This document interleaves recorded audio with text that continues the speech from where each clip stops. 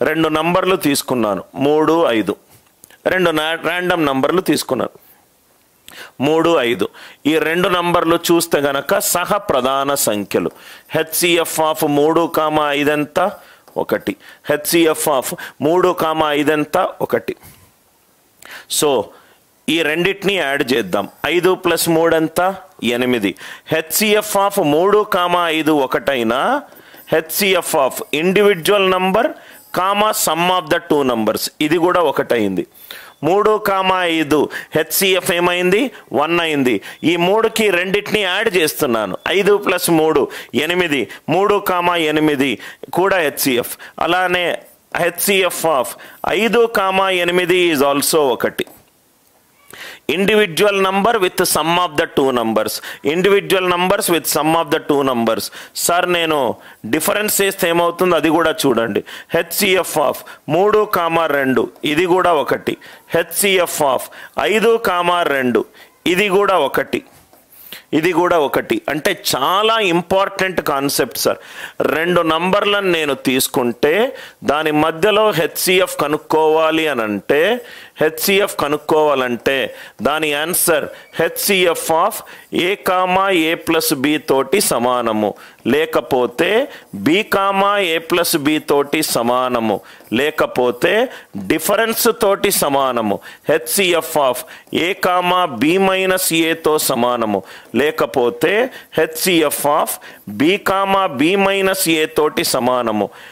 HCF of a plus b comma a b minus a సమానం అవ్వచ్చు, అవ్వకపోవచ్చు. Last condition ఈ ఎగ్జాంపుల్లో ఫెయిల్ అవుతుంది. చూడండి, మే ఆర్ మే నాట్ బి. ఇవి మాత్రము must and should equal. Must and should equal. HCF of 3, 5 1. 3, 3 + 5 ఎంత? 8. 3, 5 1. 3, 8 1. 5, 8 కూడా 1. హెచ్సిఎఫ్ చేస్తే కాంగ్రుయన్స్ ఇక్కడ ఏమేమి తీసుకున్నాను నేను? అడిషన్ తీసుకున్నాను, సబ్ట్రాక్షన్ తీసుకున్నాను. రెండు నంబర్లను యాడ్ చేశాను, రెండు నంబర్లను సబ్ట్రాక్ట్ చేశాను. రెండు నంబర్లను యాడ్ చేశాను, రెండు నంబర్లను సబ్ట్రాక్ట్ చేశాను. హెచ్సిఎఫ్ ఆఫ్ 2, 8 ఎంత? 2. సో ఎప్పుడు గుర్తుపెట్టుకోండి సార్, ఇది చాలా ఇంపార్టెంట్ థీరం. రెండు నంబర్లను నేను తీసుకుంటే ఆ individual number with some of the 2 numbers, individual number with difference of the 2 numbers, HCF అన్నిటికీ సేమే ఉంటుంది. హెచ్సిఎఫ్ అన్నిటికీ సేమే ఉంటుంది.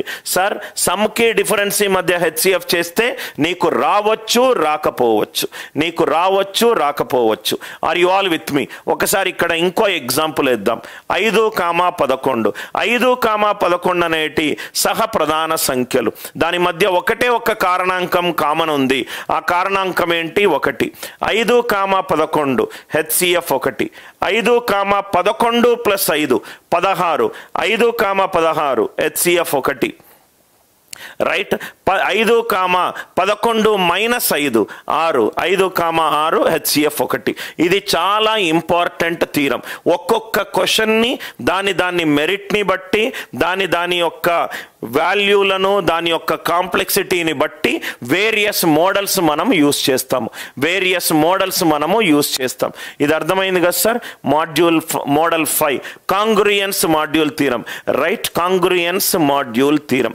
కాంగ్రుయన్స్ మోడల్ 6. ఇవన్నీ మోడల్స్ ఉన్నాయి సార్. జస్ట్ మనము రైట్ ఇలా డైరెక్ట్గా ప్రాబ్లం చేయకుండా మోడల్ బై మోడల్ చేస్తే మనకు చాలా ఈజీగా ఆన్సర్ వస్తుంది. మీకు అర్థమవడం కూడా ఈజీగా ఉంటుంది.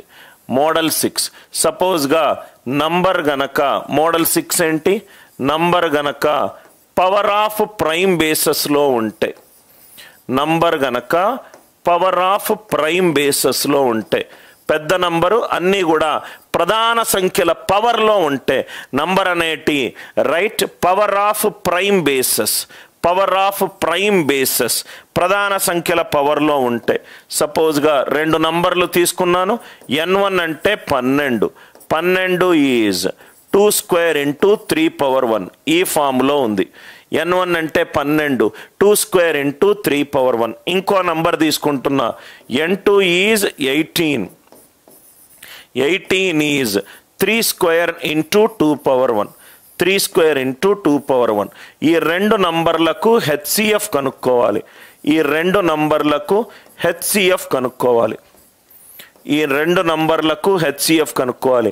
నంబర్లు గనక ప్రధాన సంఖ్యల పవర్లో ఉంటే, నంబర్ గనక ప్రధాన సంఖ్యల పవర్లో ఉంటే, నంబర్ గనక ప్రధాన సంఖ్యల పవర్లో ఉంటే lowest power of common prime bases తీసుకోవాలి.